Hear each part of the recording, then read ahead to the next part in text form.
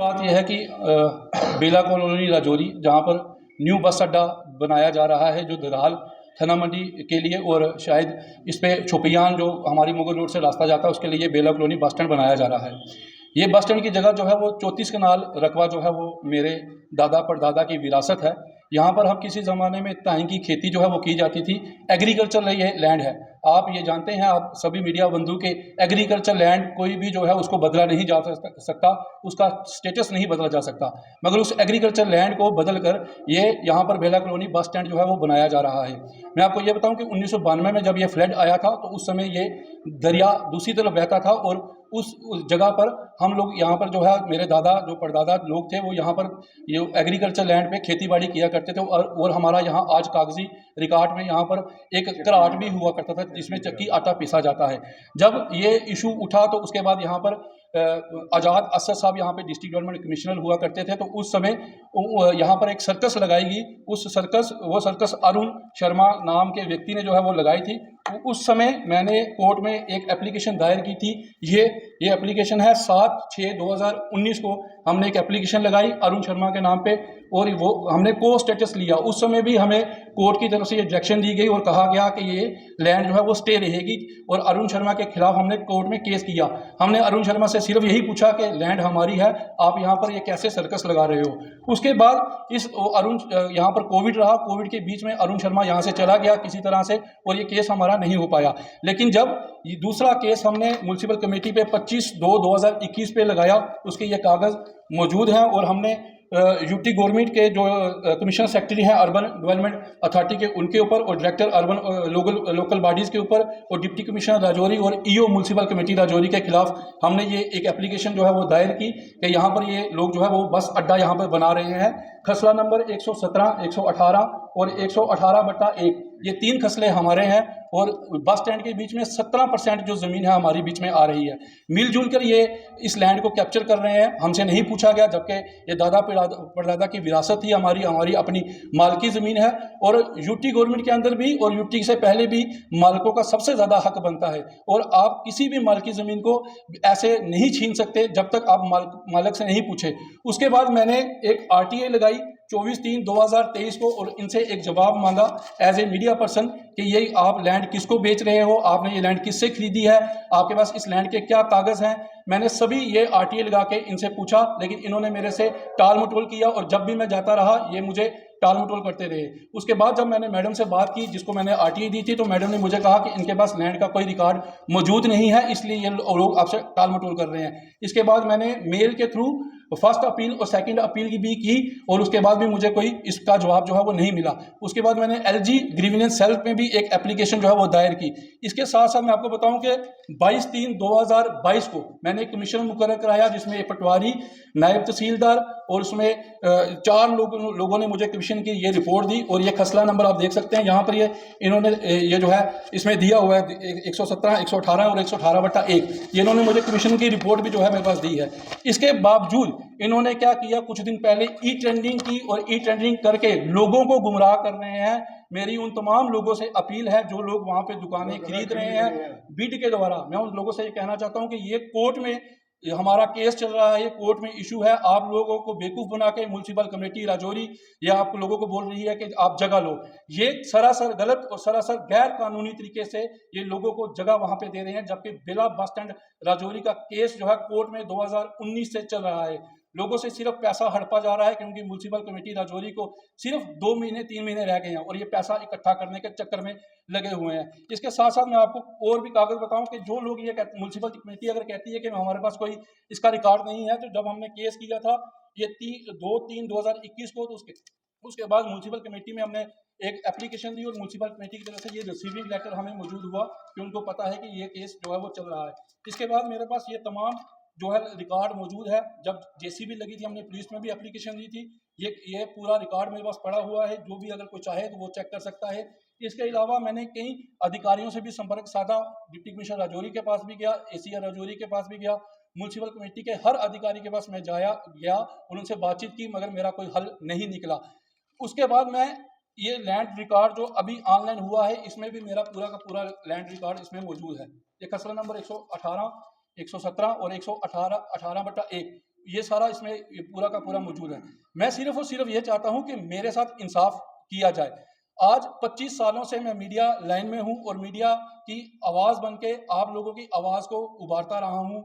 चाहे वो हिंदू हो, मुस्लिम हो, सिख हो, ईसाई हो, कोई भी इंसान हो, हम उसकी आवाज़ बनते रहे हैं। 25 सालों से मैंने अपनी सर्विस दी।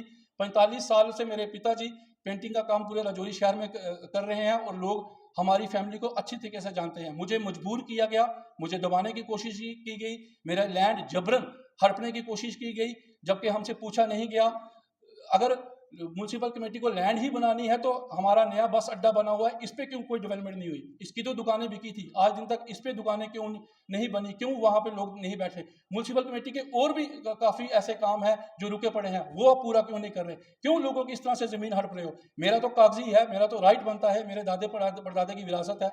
मैंने किसी की लैंड पे कब्जा नहीं किया, मैं कोई सरकारी लैंड पे नहीं बैठा, मैं तो अपना राइट मांग रहा हूँ। हमारी पूरे परिवार में से कोई भी ऐसा व्यक्ति नहीं है जिसकी कोई गवर्नमेंट जॉब करता हो। हम अपना गुजर बसर यहाँ पे कर रहे हैं, वो आप सब जानते हैं, आपसे हम भूले हुए नहीं हैं।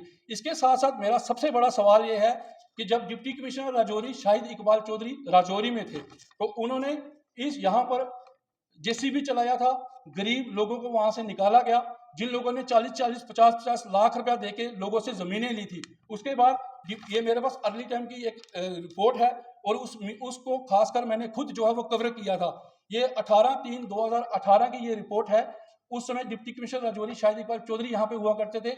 उन्होंने जब यहाँ पर जेसीबी चलाया तो उस समय उन्होंने कहा था, वो वीडियो आज भी मेरे पास पड़ी है, जब वहां पर जेसीबी चलाया गया और डिप्टी कमिश्नर राजौरी जो उस समय शाहिद इकबाल चौधरी थे, उनका इंटरव्यू फेसबुक पे, यूट्यूब पे सब जगह पड़ा हुआ है, मेरे पास भी उनका पड़ा हुआ है। उन्होंने इस पे भी कहा है कि 15 कनाल लैंड जो है वो सरकारी लैंड है, उसको उन्होंने यहाँ से हटाया था। मैं ये पूछता हूँ कि एक डिप्टी कमिश्नर राजौरी यहाँ पे आता है, वो इस लैंड को गैर कानूनी बताता है, और दूसरा डिप्टी कमिश्नर राजौरी यहाँ पे आता है, वो इस लैंड को जो है वो कानूनी बताता है।